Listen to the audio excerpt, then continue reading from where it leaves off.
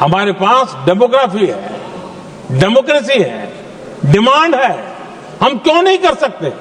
इस विश्वास के साथ हमें आगे बढ़ना है और हम भी 2047 जब देश आजाद होगा, तब आजादी के 100 साल होंगे जब, तब हम विकसित भारत बन के रहेंगे। ये सपने लेकर के चलना चाहिए।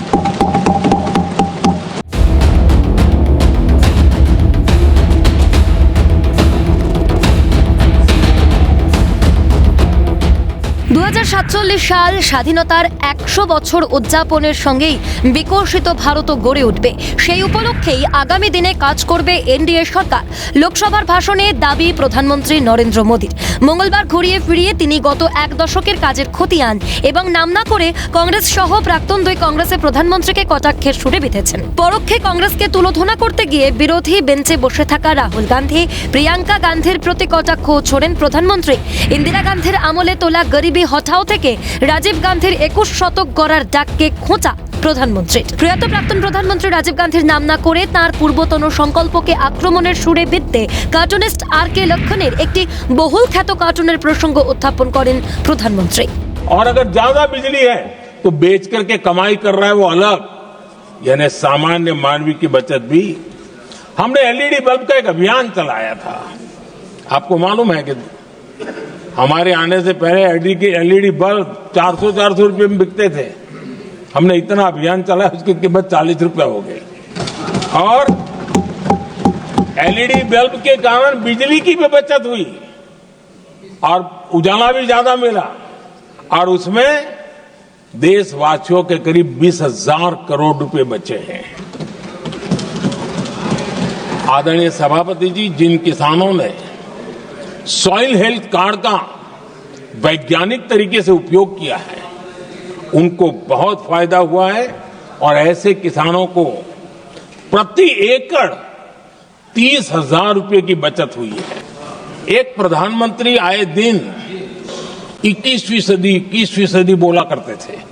एक प्रकार से रट गया था, तकिया कलाम जैसा हो गया था।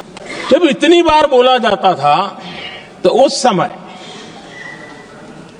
टाइम्स ऑफ इंडिया में आर.के. लक्ष्मण ने एक बड़ा शानदार कार्टून बनाया था। उस कार्टून में एक हवाई जहाज है, एक पायलट है। अब उन्होंने पायलट क्यों पसंद किया वो तो मुझे मालूम नहीं।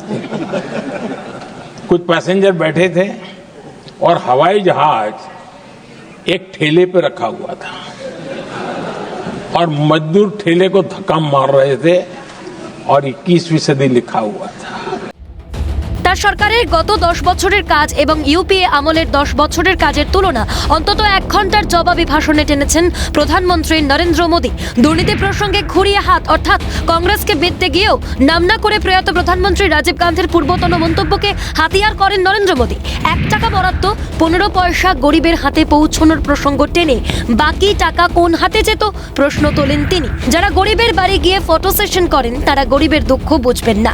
নাম না করে রাহুল গান্ধীকেও আক্রমণ प्रधानमंत्री। उस समय तो पंचायत से लेकर पार्लियामेंट तक एक ही पार्टी का राज था। पंचायत से पार्लियामेंट तक एक ही पार्टी का राज था। और उस समय उन्होंने सार्वजनिक रूप से कहा था कि 1 रुपया निकलता है 15 पैसा पहुंचता है। जो लोग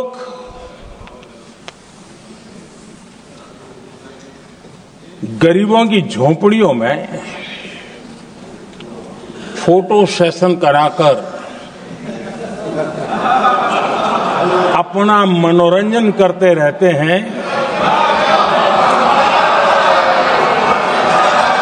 उन्हें संसद में गरीबों की बात बोरिंग ही लगेगी।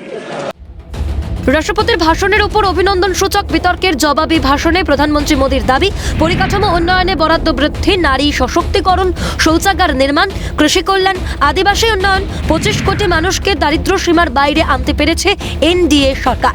কিভাবে আসল বিকাশ সম্ভব লোকসভায় ব্যাখ্যা দিলেন প্রধানমন্ত্রী মোদী।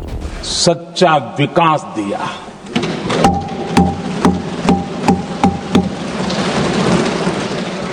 गरीब का दुख, सामान्य मानवी की तकलीफ, मिडिल क्लास के सपने